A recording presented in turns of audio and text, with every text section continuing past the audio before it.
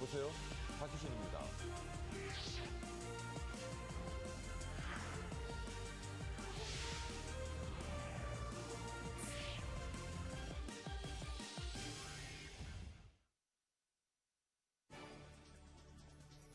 머니24 헤드라인입니다. 뉴욕 증시는 미국 재정절벽 협상이 본격 시작된 가운데 투자자들이 매매에 선뜻 나서지 않아 보합세로 마감했습니다. 앙겔라 메르켈 독일 총리가 그리스 구제 방법의 하나로 부채 상각도 고려하고 있다고 말했습니다. 미국 상원이 이란의 핵개발 저지를 위한 추가 제재안을 만장일치로 통과시켰습니다. 이번 주 국내 증시를 움직일 변수는 미국의 재정절벽 협상과 2차 오퍼레이션 트위스트 대체 부양책에 대한 이슈가 될 것으로 보입니다. 내년 우리나라 수출은 올해보다 낮겠지만 대외 환경 탓에 4%대 성장을 기록하는 데 그칠 것으로 전망됐습니다. 중국 제조업 경기가 3개월째 상승하면서 중국 경제가 4분기에 바닥 탈출에 성공할 것이라는 전망이 확산되고 있습니다.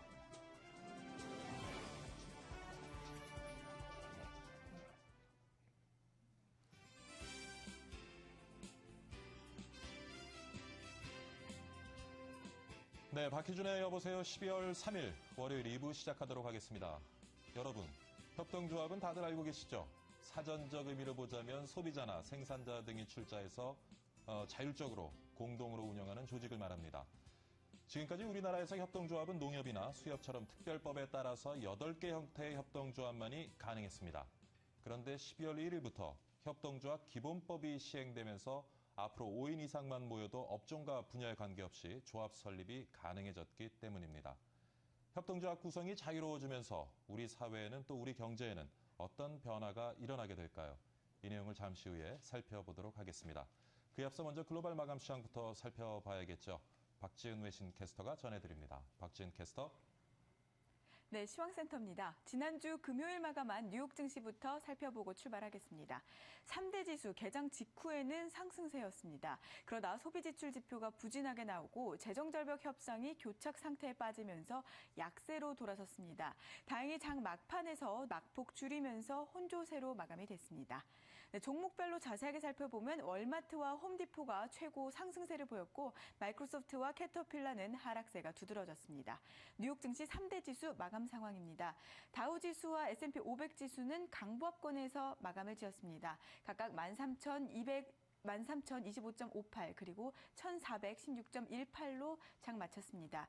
나스닥만 파란불을 켰습니다. 약보합권에서 3,010선에서 마무리 지은 모습입니다. 네, 이번 주 주요 이벤트들은 뭐가 있을까요? 미국 고용지표가 발표를 기다리고 있고 유럽 재무장관 회의 등 중요한 일정들이 예정이 돼 있습니다. 하지만 무엇보다 재정절벽 논의가 어느 쪽으로 진행될 것이냐, 이 이슈에 투자자들의 관심이 가장 큰데요. 이번 주 뉴욕 증시 여기에 어떻게 반응할지 지켜봐야겠습니다. 네, 유럽 가보겠습니다. 유럽 증시는 그래프를 보면 주요국 증시들 장중 내내 빨간불만 켜고 있었습니다. 그러다 장 마감을 얼마 남겨두지 않고 일부 증시가 하락을 했습니다. 독일 의회가 그리스 지원안을 승인하기는 했지만 미국의 재정절벽에 대한 우려 그리고 경제 지표들이 악화된 것으로 나오면서 혼조세로 마감이 됐습니다. 자세하게 살펴보시겠습니다. 영국 FTSE 지수와 프랑스 카크 지수는 약보합권에서 마감이 됐습니다. 각각 3.48포인트 내려가면서 5,866선 그리고 11.6포인트 하락한 3,557선에서 마감이 됐습니다. 독일 닥스 지수만 빨간불 켰네요. 강보합권에서 7,405.5로 마무리됐습니다. 네, 아시아 가보시겠습니다. 중국이 오랜만에 상승한 채 마감을 했습니다. 2,000선 아래를 밑돌면서 역대 최저치까지 떨어졌다는 판단에 저가 매수 수요가 몰린 것으로 보입니다. 자세하게 짚어보겠습니다. 일본 니케이 지수와 홍콩 항생 지수는 0.4%대 상승세 보였습니다. 일본 니케이 지수는 45.13포인트 오르면서 9,446.01, 그리고 홍콩 항생 지수는 107.5포인트 올라간 22,030.39로 마무리 지었습니다. 중국 상해종합지수 그보다 상승폭이 조금 더 두드러졌는데요. 0.85% 오르면서 1980.12로 장 마무리 지었습니다. 네, 환율 마감 상황 보시고 마치겠습니다. 원달러 환율 지난주 금요일 1.2원 내려가면서 1,082.9원에 거래 마쳤습니다. 지금까지 시황센터에서 전해드렸습니다. 네, 지수 중심으로 글로벌 마감 시황 살펴봤고요. 이번에는 머니국의 최현진 기자 전화 연결해서 관련 이슈들 자세히 한번 분석해 보도록 하겠습니다. 최현진 기자. 네, 머니국 최윤진입니다. 현지 시각으로 30일 뉴욕 증시가 혼조세로 마감했습니다. 미국의 재정 절벽에 대한 논의가 줄다리기 양상을 보이고 있는 가운데 이날 공개된 지표도 혼조를 보인 영향 때문입니다. 우선 재정 절벽 논의는 여전히 큰 진전을 보이지 않고 있는데요. 버락 오바마 대통령은 전날 티머시 가이트너 재무부 장관을 통해 의회 지도부에 재정 절벽 타개 해법을 전달했지만 공화당은 이를 수용하지 않았습니다. 이런 가운데 버락 오바마 대통령은 펜실베니아의 장난감 공장을 방문해 부자 증세와 관련한 여론몰이에 또다시 나섰습니다. 이날 공개된 미국의 경제 지표 역시 혼조 양상을 나타냈습니다. 장 출발 전 공개된 10월 소매 판매는 5달 만에 처음으로 감소해 4분기 경제 성장에 대한 우려를 키웠습니다. 반면 장중 공개된 시카고 구매관리자 지수는 8월 1일 처음으로 경기 확장 기준선인 50을 넘었는데요. 중부 지역 제조업 활동을 보여주는 11월 시카고 PMI는 50.4를 기록하면서 경기 회복에 대한 기대감을 갖게 했습니다. 유럽에서는 독일 의회가 그리스에 대한 구제금융 지원안을 승인했다는 소식이 전해졌는데요. 이에 따라 그리스는 4달 중 3차 구제금융 잔여금을 한꺼번에 지급받고 2020년까지 달성해야 하는 GDP 대비 정부 부채 비율도 120%의 그 완화된 기준을 적용받게 됩니다. 유럽 증시 역시 미국의 재정 절벽 불확실성에 대한 우려와 독일 하원의 그리스 지원 승인에 따른 유로존 안정 기대감이 교차하면서 보합권에서 혼조세로 마감했습니다. 유럽 시장의 악재가 될 만한 소식으로는 유로존의 그 10월 실업자 수가 11.7%로 사상 최고치를 경신했다는 뉴스가 있었는데요. 이는 전문가 예상치와 일치하면서 다행히 그 증시에 큰 영향을 미치지는 않았습니다. 네, 지금까지 글로벌 마감 시황 전해드렸습니다. 네, 최현진 기자 수고 많았습니다. 다음 소식입니다. 앙겔라 메르켈 독일 총리가 그리스 구제 방법의 하나로 헤어컷, 즉 부채 상각도 고려하고 있다고 말했습니다. 메르켈 총리는 독일 언론과 인터뷰에서 만약 그리스가 추가 구제 금융의 도움 없이 다시 설 수 있다는 판단이 서면 헤어컷을 고려할 것이라며 일단 2014년에서 15년까지는 기다려봐야 한다고 밝혔습니다. 볼프강 쇼이블레 재무장관도 결국 채권단은 헤어컷을 고려할 것이라고 말했습니다. 미국 상원이 이란의 핵개발 저지를 위한 추가 제재안을 만장일치로 통과시켰습니다. 미 상원의 이번 제재안은 기존에 적용해왔던 이란으로부터의 원유 도입 금지뿐 아니라 이란과의 에너지, 항만, 해상 운송 등의 거래를 금지하는 내용을 담고 있습니다. 이에 따라 한국 기업의 이란 관련 사업이 급속도로 위축되는 것이 아니냐는 우려가 나오고 있습니다. 지난주 국내 증시는 주간 기준으로 반등에 성공했습니다. 이번 주 국내 증시를 움직일 만한 변수에는 어떤 것들이 있는지 박상정 기자가 알아봤습니다. 이번 주 국내 증시 화두는 미국입니다. 진전이 없는 재정절벽 협상과 2차 오퍼레이션 트위스트 종료 이후 대체 부양책이 관건입니다. 재정절벽 협상이 합의를 이룰 것이라는 전망에는 이견이 없습니다. 다만 협상이 진행되는 동안 나올 불협화음에 따라 시장이 영향을 받을 것으로 보입니다. 대체 부양책에 대한 기대감은 점차 높아지고 있습니다. 지난주 윌리엄 더들리 뉴욕 연방준비은행 총재는 연준이 오퍼레이션 트위스트가 종료되는 내년에도 국채 매입을 지속해야 할지 판단하기 위해 고용과 물가 전망을 살펴야 할 것이라고 말해 기대가 더 커지고 있습니다. 이런 가운데 이번 주 진행될 로렌 그린 보스턴 연방준비은행 총재와 블라드 세인트루이스 연방준비은행 총재 연설에 관심이 모아지고 있습니다. 미국의 경제 지표들은 허리케인 샌디의 악영향과 연말 특수의 호재 속에 혼조세를 보일 것으로 예상됩니다. 미국의 11월 ISM 제조업과 비제조업 지수의 시장 예상치는 각각 51.2와 53.6으로 전월비 소폭 하락하겠지만 기준선인 50은 상회할 것으로 보입니다. 11월 실업률 시장 예상치는 전월과 동일한 7.9%지만 지난주 신규 실업수당 청구 건수가 예상보다 높았던 만큼 그 이상도 가능하다는 의견이 나옵니다. 이 밖에 유럽과 중국에서는 제조업 PMI가, 국내에서는 수출입 동향과 소비자 물가가 발표됩니다. M머니 박상정입니다. 내년 우리나라 수출은 올해보다 낮겠지만 대외 환경 탓에 4%대 성장대를 기록할 것으로 전망됐습니다. 한국무역협회 국제무역연구원은 유로존 재정위기 등으로 내년에 수출액이 5,750억 달러로 올해 추정치인 5,496억 달러보다 4.6% 늘 것으로 예상했습니다. 수입액은 올해보다 4.8% 증가한 5,450억 달러를 기록해 무역흑자 규모는 올해보다 5억 달러 정도 많은 300억 달러로 예상됐습니다. 중국 제조업 경기가 3개월째 상승하면서 중국 경제가 4분기에 바닥 탈출에 성공할 것이라는 전망이 확산되고 있습니다. 중국 국가통계국은 11월 제조업 구매 관리자 지수가 10월에 비해 0.3포인트 오른 50.6을 기록했다고 밝혔습니다. 시장 예상치인 50.8을 소폭 밑돈 것이지만 7개월 만에 최고치를 기록했습니다. 제조업 경기 회복은 정부의 투자 확대와 통화 정책 완화 때문인 것으로 풀이되고 있습니다. 오는 12월 7일 애플의 아이폰 5가 출시됩니다. 국내 이동통신사들은 아이폰 5 예약 판매에 들어가면서 가입자 유치에 열을 올리고 있는 상황입니다. 유재준 기자입니다. 출시가 기대됐던 애플 아이폰 5가 드디어 국내 시장의 모습을 드러냅니다. SK텔레콤과 KT는 12월 7일 아이폰 5를 출시한다고 밝혔고 지난달 30일 오후 10시부터 예약 판매에 돌입했습니다. 당초 아이폰 5는 10월 정도 출시될 전망이었지만 3번의 국내 전파 인증 신청 번복과 물량 공급 부족 등 이유로 출시가 늦어졌습니다. 벌써부터 SK텔레콤과 KT는 아이폰 5 출시에 앞서 팽팽한 신경전을 벌이고 있습니다. 먼저 KT는 아이폰 5 예약 가입 첫날 KT가 먼저 웃었다며 포문을 열었습니다. KT는 예약 판매를 시작한 지 2시간 만인 1일 0시 기준 예약 가입자 수 13만 명을 돌파하며 큰 인기를 얻고 있다고 밝혔습니다. 아이폰 선도 사업자로서 KT는 축적된 경험과 노하우를 살려 이번 예약 가입에서 월등한 우위를 나타냈다고 강조했습니다. 이에 SK텔레콤은 아이폰 5 가입과 관련 KT 압승이라는 데에 불편한 심기를 드러냈습니다.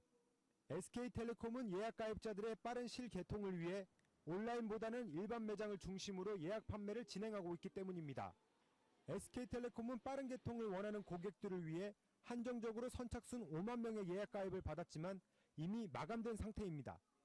오히려 온라인 판매의 경우 허수 예약으로 전체 고객의 개통 대기 시간만 길어지게 하는 문제점이 있다고 SK텔레콤은 지적했습니다.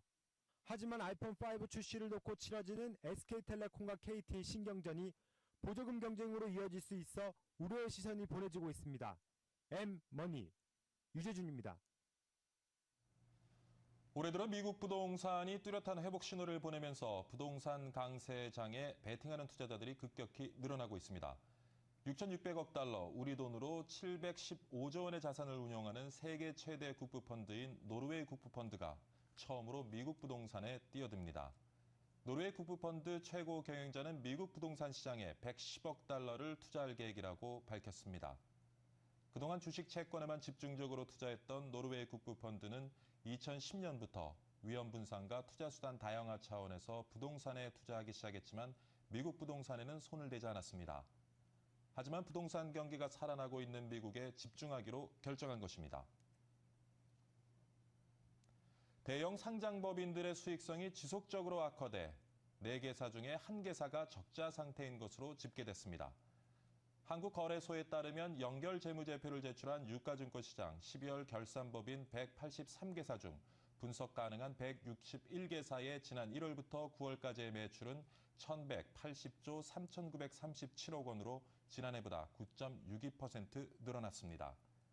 그러나 영업이익은 73조 8,314억 원으로 작년 동기 대비 3.61% 줄었고 연결 순이익 역시 4.54% 감소한 53조 2,261억 원을 기록했습니다. 사회 공헌에 나서는 기업들이 늘어나고 있습니다. 이 가운데 BMW 그룹 코리아의 주니어 캠프가 화제가 되고 있습니다. 글로벌 리더를 양성한다는 목적인데요. 이나연 기자가 전해드립니다.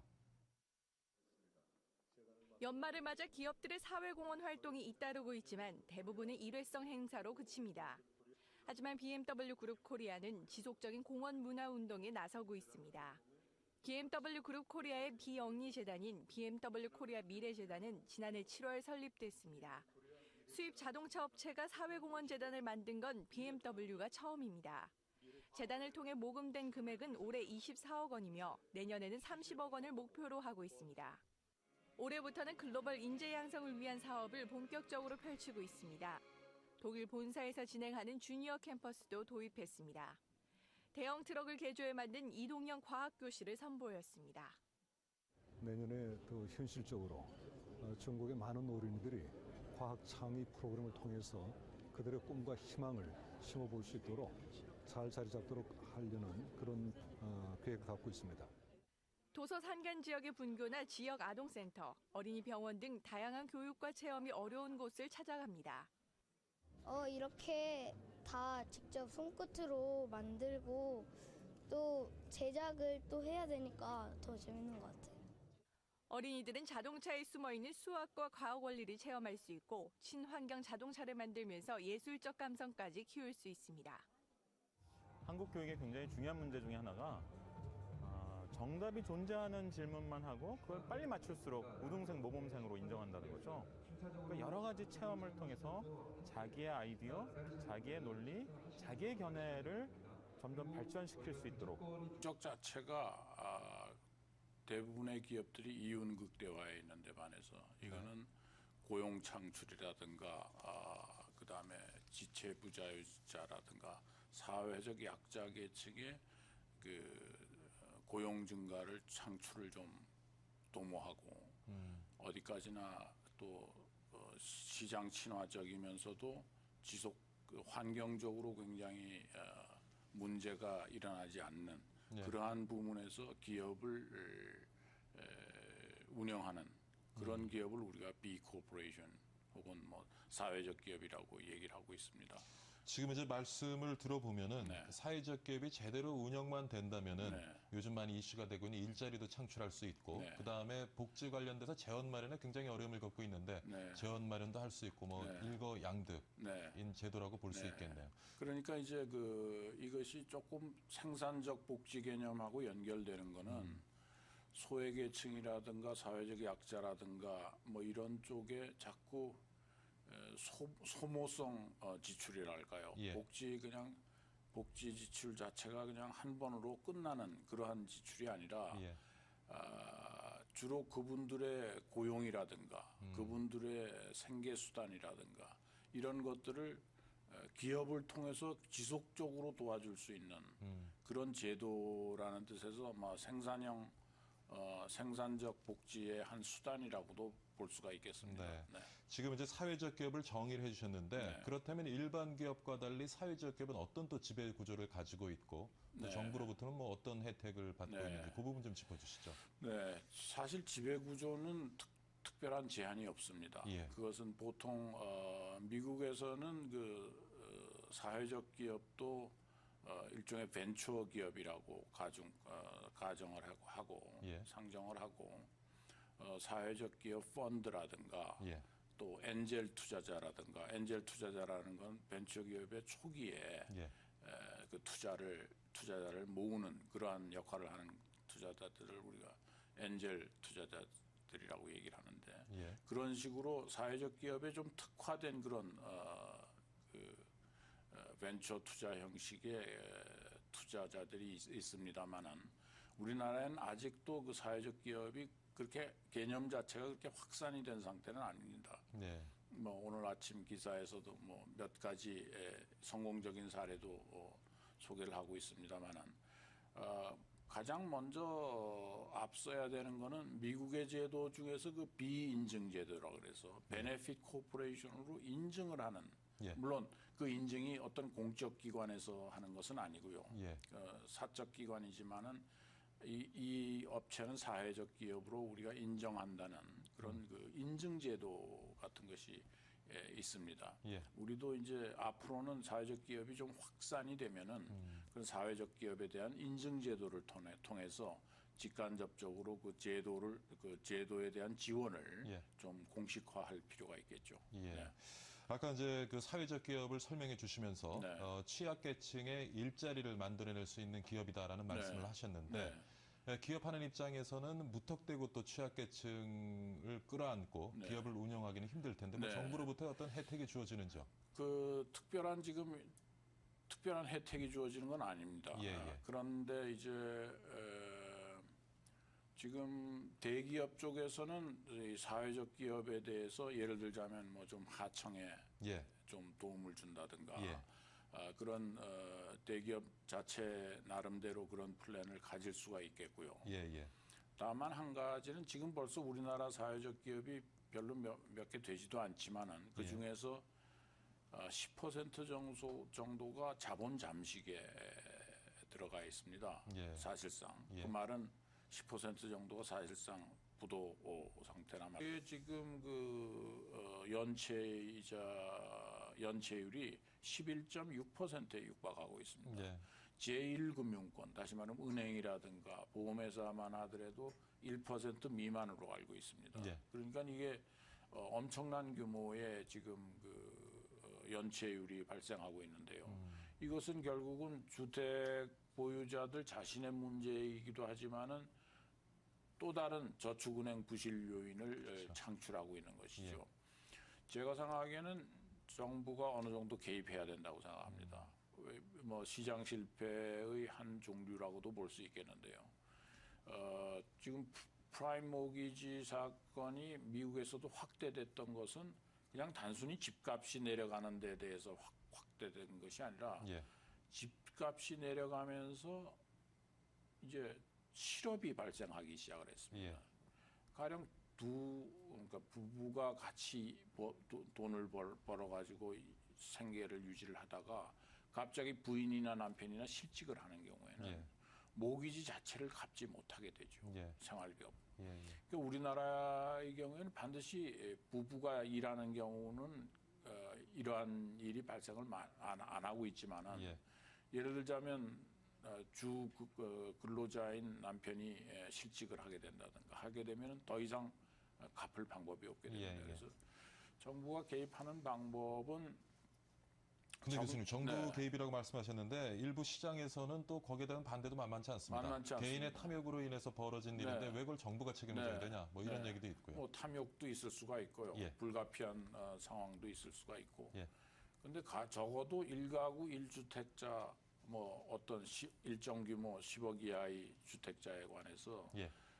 담보가격 하락으로 결국은 은행 빚을 못 갚는 그러한 계층에 대해서는 정부가 적정 가격에 부동산을 매입을 하고 그리고 렌트를 해주는 임대를 해주는 예.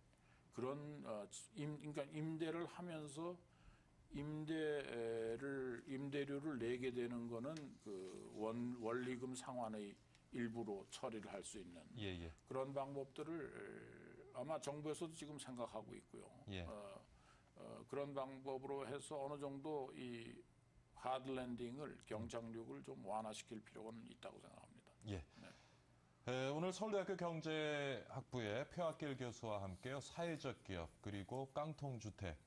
뭐 우리 경제 최근 많이 화두가 되고 있는 이슈들인데 이 두 이슈에 대해서 집중 분석해봤습니다. 이른 시간 출연 감사드립니다, 교수님. 감사합니다. 네.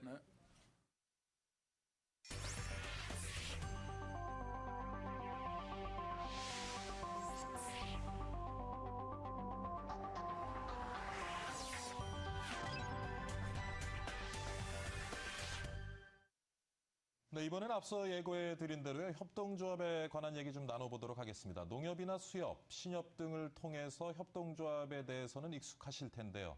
앞으로 협동조합이 지금보다 더욱 활발하게 구성되고 활동하는 그런 시대가 열릴 전망입니다. 무슨 얘기인가 지금 생소한 분들이 좀 있을 텐데요. 한번 자세히 알아보겠습니다. 지금 제 옆에는 협동조합 설립을 지원하는 재단법인 행복세상의 강승구 사무총장 나와 계십니다. 안녕하십니까? 네, 반갑습니다. 네. 협동조합, 뭐 앞으로 조금 설립이 자유로워진다고 하는데 어떻게 달라지는지요? 뭐 우선 협동조합이 무엇인지를 한번 정의를 해보겠습니다. 예. 뭐 상당히 복잡한 정의도 있지만은 협동조합은 조합원이 공동 소유하고 민주적으로 운영해서 물건이나 서비스를 생산, 판매, 구매, 공급하는 역할을 하는 사업체를 의미합니다. 그러니까 영리기관이군요. 예, 영리, 물론 이제 이번 협동조합 기본법에는 영리 외에 비영리를 목적으로 하는 사회적 협동조합도 설립이 가능해졌습니다. 네네. 자, 지금 뭐 협동조합에 대해서 이제 정의를 해주셨는데 12월 1일부터 협동조합 기본법이 발효가 됐습니다. 네. 조금 전에도 언급을 해주셨지만 구체적으로는 어떤 내용을 지금 담고 있습니까? 조금 전에 말씀하신 것처럼 기존의 농업협동조합법 등은 굉장히 예. 설립이 까다롭습니다. 네. 가령 지역농협의 경우는 조합원 1000명, 자본금 5억 원, 그리고 정부의 설립 인가를 받아야 설립이 가능해집니다. 하지만 이번에 협동조합 기본법에 따라서 설립되는 조합원 5명 이상이 출자금에 제한 없이 자유롭게 설립이 가능합니다. 물론 분야도 제한이 없어졌습니다. 네. 지금 이제 새로 이제 발효되는 법안이 담고 있는 내용을 설명해 주셨는데요. 그 법안이 이제 실제적으로 시행이 되게 되면 사회적, 경제적으로 어떤 효과를 좀 만들어낼 수 있을런지요? 기존에 이제 저희들 협동조합도 뭐 일반 아까 말씀하신 대로 농협 신협정에서 협동조합에 대한 8개 법률이 있습니다. 그래서 총 2,800만 명이 조합을 가입하고 있습니다. 하지만 기존의 지금까지 협동조합은 정부의 정책을 보완하는 하향식 조직의 성격이 강합니다. 하지만 이번에 만들어지는 협동조합 기본법의 시행에 따라서는 다양한 형태의 상향식, 즉 민간이 자율적으로 만드는 협동조합이 많이 생긴다는 거죠. 즉 기존의 개별 협동조합법을 보완하는 역할을 하게 됩니다. 또 두 번째는 서민, 골목상권, 자영업자 등 취약계층에서 자유롭게 협동조합을 설립해서 정부가 일방적인 퍼주기식 복지가 아니고 자신의 노력과 생산을 통해서 생산적 복지를 가능하게 하는 기업이 가능해졌다고 보시면 될 것 같습니다. 네. 지금 사무총장님, 지금 이제 쭉 이제 새로 개정된 그 법안이 담고 있는 내용의 어떤 긍정적인 효과를 쭉 말씀해 주셨는데 역기능도 좀 우리가 생각해 볼 수 있지 않겠습니까? 가령 이제 저희들 이제 지원하는 과정에서 보다 보면 이런 일들이 많이 벌어집니다. 원래 협동조합이란 거 자주 자립. 그러니까 스스로 자기가 만들어서 생산하고 판매하고 구매하고 제공한다는 의미인데요. 이 협동조합이라는 게 이제 사회적 트렌드로 가면서 협동조합이란 가면을 이용하려는 기업이나 사람들도 많이 생기죠. 협동조합은 하나인데 도구이고 그 전 단계나 후 단계에서 이윤을 창출하기 위해서 협동조합을 이용하는 그런 형태. 구체적으로 어떤 사례를 들 수 있을까요? 뭐 가령 이거는 이제 지금 저희도 이제 그런 과정에서 본 거기 때문에 가령 이제 커피 판매점 협동조합을 만든다고 하는 그런 제 광고를 한번 봤습니다. 사회적 협동조합을 하겠다. 근데 이제 이걸 가만히 들여다 보니까 협동조합 뭐 커피 협동조합이 생겼습니다. 그럼 그 전 단계에서 커피 이제 머신도 팔아야 되고 원두도 수입해서 팔아야 되고 이 과정이 사실은 엄청난 자본주의 이윤 창출에 효과를 거둘 수 있는 기업이 가능해지는 거죠. 그래서 저희들이 이제 그게 아직 실현되지. 지금 말씀하시는 거 어떻게 들어보면 좀 프랜차이즈업하고 비슷한 성격. 프랜차이즈인데 마지막 창구를 협동조합으로 구성해 둔 거죠. 그럼 물론 이제 그 단계에서 프랜차이즈보다 다른 형태를 좀 이용을 하겠죠. 협동조합의 기본 정신이 있으니까. 하지만 어쨌든 고액의 뭐 장비라든지 지속적인 원두 수입이라든지 지속적인 자재 납품이라든지 그거 전 단계까지 협동조합으로 운영되지 않는다면은 사실은 기업이 이윤 창출의 또 하나의 도구로 삼는 경우도 생길 수 있다는 거죠. 그러니까 협동조합 구성원들의 권익보다는 협동조합을 구성하는 그 어떤 물론 주체가 그렇죠. 또 협동조합 기본법에는 사익 추구 금지라는 조항이 나와 있습니다. 하지만 그 전 단계를 적당히 감출 수도 있다는 거죠. 그렇군요. 지금 외국 사례는 어떻습니까? 뭐 외국인 우리나라에도 뭐 역사적으로 두레나 뭐 개 등 여러 가지 형태의 이제 민간 조직이 존재했다고 볼 수 있는데요. 외국에서 이제 뭐 대표적인 사례를 소개해 드린다면은 이제 스페인의 몬드라곤 협동조합 복합체, 그다음에 세계적으로 유명한 오렌지 브랜드 선키스트, 그리고 이제 선키스트 협동조합 연합회입니다. 6천여 개 생산 농민하고 8개 협동조합이 모여가지고 중간 도매상들의 독과적 형포에 대응하기 위해서 만들었죠. 그래서 이제 세계적인 브랜드가 되죠. 오렌지하면 선키스트를 하듯이 하지만 협동조합 연합회로서 협동조합의 대표적인 선두주자입니다. 그리고 이제 생산자들의 협동조합이고요. 그 다음에 이제 또 스위스 최대 소매기업 미그로, 그는 이제 700만 스위스 인구 중에 200만 명이 조합원으로 가입하고 있고요. 총 32조 원의 매출을 올리고 있습니다. 엄청난 유통기업이죠. 그리고 이제 잘 아시다시피 이제 세계적인 통신사 AP통신. 또 협동조합 형태입니다. 미국의 1,700개 신문사들이 조합원으로 가입하고 있습니다. 뭐 거의 외에도 유럽에서는 특히 보험업계 같은 경우는 보험의 3분의 1이 협동조합으로 구성되고 있고요. 이태리에서는 이 업체가 보험 협동조합이고 그다음에 이 업체가 또 유럽에서 4위를 차지하고 있습니다. 그 외에 미국에서는 이제 전력협동조합, 농촌전력협동조합, 그럼 덴마크에서는 풍력발전협동조합 이런 것들이 다양하게 존재를 하고 있습니다. 우리나라는 조금 좀 시작이 다르죠. 늦군요. 뭐 시작이 57년에 농협법이 제정되면서 시작됐으니까 시작이 늦다기보다는 그런 협동조합의 기본 정신에 충실한 조합원을 위한 조합이었냐에 대한 어떤 반성이 좀 필요한 시기가 아닌가 그렇게 보시면 될 것 같습니다. 지금 사무총장이 말씀하시는 걸 제가 쭉 들어보니까 조합이 설립이 되면 네. 물론 이제 조합원들의 어떤 그 물질적인 네. 권익을 보호하기 위해서 굉장히 순기능을 하겠지만 이게 또 잘못하면 굉장히 정치 세력으로 부상을 하면서 사회에 또 많은 그런 이익 집단 간의 또 의견 충돌을 만들어내지 않을까 하는 우려가 조금 또 생기네요. 당연하죠. 이제 그게 이제 협동조합을 이제 우리 자유민주주의 시장경제 체제 하에서 어떻게 규정하느냐고 좀 연결되어 있는데 협동조합 기본법에는 물론 공직선거관여 금지 조항이 있습니다. 그래서 선거운동에 개입 못하게 되어 있습니다. 하지만 이제 협동조합 방금 말씀하신 대로 과연 자유민주주의나 시장경제 체제하고 어떻게 이제 잘 조화로 가느냐 문제인데 협동조합도 이제 하나의 기업으로 협동조합 기업을 자본주의에 대한 또는 대체물로 생각하는 견해도 있습니다. 그 대라는 건 완전히 자본주의 주식회사를 대체한다는 개념인데 이것은 이제 공산주의나 사회주의 운동에서 비롯된 것인데요. 현재 협동조합에 대한 이론 중에서 아주 소수고 또 미래가 없는 의견이라고 협동조합의 스카긴 그 스테파노 자마니 교수가 지적하고 있습니다. 그럼 도대체 협동조합 기업과 또 주식회사 기업 내지는 자본주의 기업과는 어떤 관계를 맺어야 되냐 이게 이제 정리를 해볼 수 있는데요. 스테파노 자마니 교수 같은 분은 전략적 상호 보완 관계라는 설명을 하고 있습니다. 이게 왜 상호 보완 관계냐면은 2008년 특히 금융위기 이후에 과연 이제 정부와 자본주의 기업에 꽂힌 주식회사가 소득 재분배, 복지, 고용, 환경, 노동 등 사회적 문제 해결에 적극적으로 나설 수 있는가? 한계를 보였다는 게 일반적인 견해입니다. 근데 협동조합은 단기적인 성과보다는 장기적인 성과, 그리고 경제적 이익과 동시에 사회적 책임을 추구하기 때문에 그런 측면에서는 적합한 모델이라는 새로운 재조명이 이루어진 거죠. 원래 발생은 1844년 영국에서 시작된 협동조합인데 벌써 160년 역사를 갖고 있지 않습니까? 그리고 전 세계적으로는 90여 개 국가에서 70만 개, 또 세계 인구 10억 명의 조합원으로 활동하고 있습니다.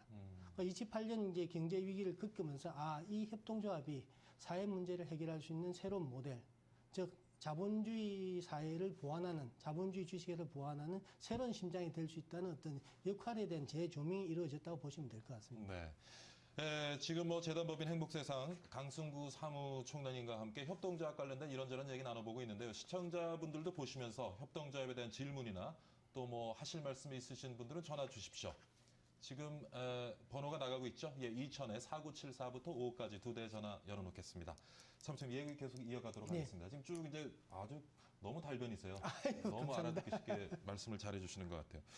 그렇다면 최근에 이제 조금 이 조합원 설립이 보다 필요한 그러한 업종이 있다면 어떤 업종이 좀 있을 수 있을까요? 그럼 이제 협동조합 기업 특성을 먼저 좀 살펴봐야 되는데요. 가령 뭐 전자, 통신, 반도체, 중화학, 자본 집약적인 분야에서는 역시 자본주의 기업이 강합니다.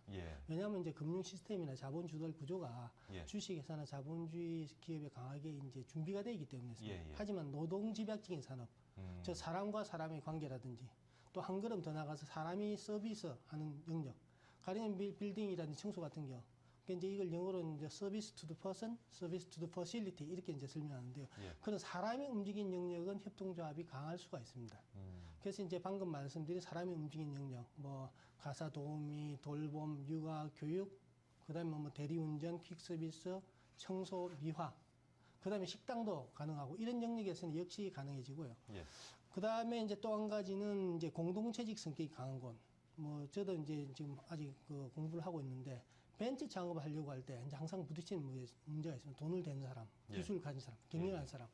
그런데 이제 이걸 자기들이 이제 학문을 한 사람이다 보니 이익을 많이 내기보다는 여기서 나온 수익이 학문 발전이나 그 산업 발전에 도움이 되고 싶고 그 돈을 전부 다 그 단체에 축적을 하고 싶다. 그러면은 배당이 제한돼 있는 협동조합으로 하는 것도 한번 고려해볼 만한 모델이 아닌가. 그래서 벤처 창업에도 충분히 고려해볼 만한 모델이라고 생각합니다. 지금 이제 말씀하시는 걸 제가 들어보면은 노동 집약적인 서비스 산업의 조합의 설립이 보다 용이할 수 있다라는 말씀을 하셨는데 지식 서비스 경우는 어떻습니까? 예를 들어 뭐 변호사라든가 제가 아는 이제 회계사라든가. 컨설팅을 하시는 분들이 최근에 저한테 이제 그런 거 문의를 합니다. 듣고 보니까 이 협동조합이 우리가 해도 좀 괜찮겠다. 그래서 이제 컨설팅 하신 분이라든지 또 이제 조금 형태는 다르지만 대학 언론사 종사자들이 뭐 대학 언론 협동조합을 만든다든지 그래서 본인이 추구하는 것이 단순히 경제적 이익뿐만 아니고 내가 내 일을 통해서 사회적으로 뭔가 좀 기여를 해야겠다라는 두 가지 목적을 추구한다면 업종이나 분야에 상관없이 협동조합이 굉장히 중요한 모델이 될 수 있다고 생각합니다. 아까 지금 협동조합 얘기를 하다가요. 이것이 정치 세력화되면서 좀 사회 여러 가지 이념이라든가 이런 거 분열 현상을 조장하지 않을까 하는 아까 말씀을 해주셨는데 그 이외에도 협동조합이 가져올 수 있는 어떤 역기능이 있다면 어떤 것들이 있을까요? 이제 아까 말씀한 이제 협동조합, 무늬만 협동조합이 있을 수 있고 정치 세력화에 대한 우리도 있을 수 있고 그다음에 협동조합을 설립하면서 협동조합이지만 자립의 원칙을 벗어나서 정부의 지원만 일방적으로 기업하는 협동조합이 있을 수 있습니다. 뭐 조금 전에 사회적 기업에 대해서 논의가 나왔듯이 사회적 기업이라는 인증제도를 통해서 정부가 지원을 하고 있거든요. 이제 그게 5년이 지나면서 실제 문을 닫거나 규모를 축소하거나 도리어 또 협동조합을 전환을 또 하고 있습니다. 그러니까 정부에서는 또 이걸 또 협동조합을 사회적 기업으로 인정받게 또 지원을 할 수 있게 하고 있고요. 그래서 정부가 어떤 제도의 도입 초기에 지원을 하는 것은 저도 바람직하다고 생각합니다.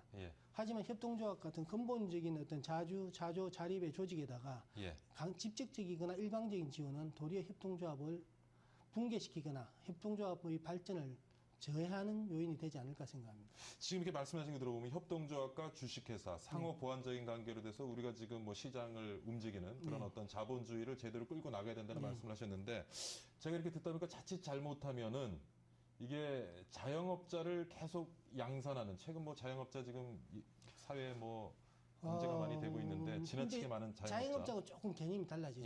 왜냐하면 이제 아까도 이제 말씀하셨던 협동조합 역경 내지 영세 자영업자의 이제 양산. 근데 이제 말씀하신 대로 개별 협동조합, 예를 들어서 이제 한 5명이 모이가 그때 빵집을 했습니다. 동네 빵집을. 근데 개별 협동조합이 이제 부도가 나고 망할 수도 있죠. 근데 협동조합은 또 하나의 어떤 무기가 우산이 있습니다. 협동조합연합회라는. 오늘 뭐 제가 지금 너무 궁금한 게 많아 여쭤보니까 시간이 훌쩍 지나버렸습니다. 오늘 제다모비 행복세상의 강승구 사무총장과 함께 앞으로 막이 오르는 협동조합의 전성시대 관한 이런저런 얘기 같이 한번 나눠봤습니다. 이런 시간 출연 감사드립니다. 감사합니다.